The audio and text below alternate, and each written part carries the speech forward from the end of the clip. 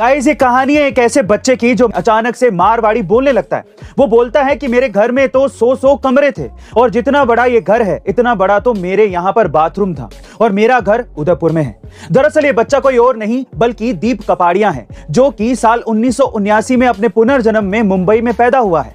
और जब उसने ये सब बताया तो उसका परिवार उसे उदयपुर लेकर गया और हैरानी की बात यह है कि वो वहां जाते ही एक एक चीज बताने लगा कि ये विक्टोरिया महल है, ये सिटी पैलेस है, ये फतेह मेमोरियल हॉल है। ये सारी चीजें उसको पता थी। उसने ये भी बताया कि वो अपने पहले जन्म में चीफ सिक्योरिटी ऑफिसर था और उसका नाम पन्ना लाल अग्रवाल था, जिसको जहर देकर साल 1976 में मार दिया गया था। और जब ये बात 100% प्रूफ हो गई तब पूरी दुनिया के बड़े बड़े साइंटिस्ट भी उससे मिलने आए, यहां तक कि दलाई लामा भी उससे मिलने आए। बहरहाल दीप कपाड़िया अभी मुंबई में है और उनकी इस पुनर्जन्म की घटना ने सबको चौंका दिया है। वैसे गाइस आपका पुनर्जन्म के बारे में क्या ख्याल है, कमेंट सेक्शन में जरूर लिखेगा। ये तो आपको पता ही है कि हमारा इंडिया साल 1947 में ब्रिटिश हुकूमत से आजाद हुआ था, लेकिन क्या आप ये जानते हैं कि भारत का सबसे छोटा राज्य गोवा भारत की आजादी के 14 साल बाद आजाद हुआ था। लेकिन ऐसा कैसे?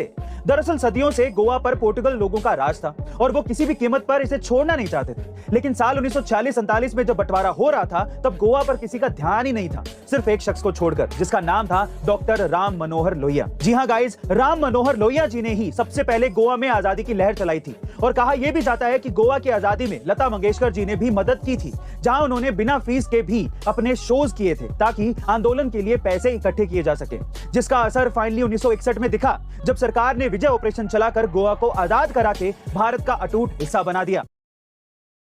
गाइस एक कहानी है एक ऐसे प्लेन हाईजैक की जिसमें प्लेन हाईजैक करने वालों को सजा की बजाय रिवॉर्ड दिया गया। जी हाँ गाइस, ये बात है साल 1978 की, जब 150 यात्रियों को लेकर एक प्लेन दिल्ली जा रहा था, जिसे वहां मौजूद 2 लोगों ने हाईजैक कर लिया और वो भी खिलौने वाली बंदूक के दम पर। और उनकी डिमांड थी कि इंदिरा गांधी, जो कि इमरजेंसी लगाने के बाद जेल में थी, उन्हें रिहा किया जाए और उनके बेटे संजय गांधी के ऊपर से सारे चार्जेस हटा लिए जाएं।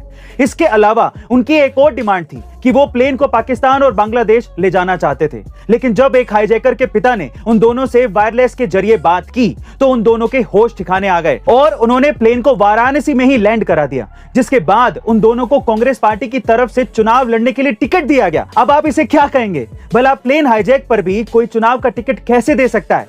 बट दिया गया है। आपका इसके बारे में क्या ख्याल है, कमेंट सेक्शन में जरूर लिखेगा।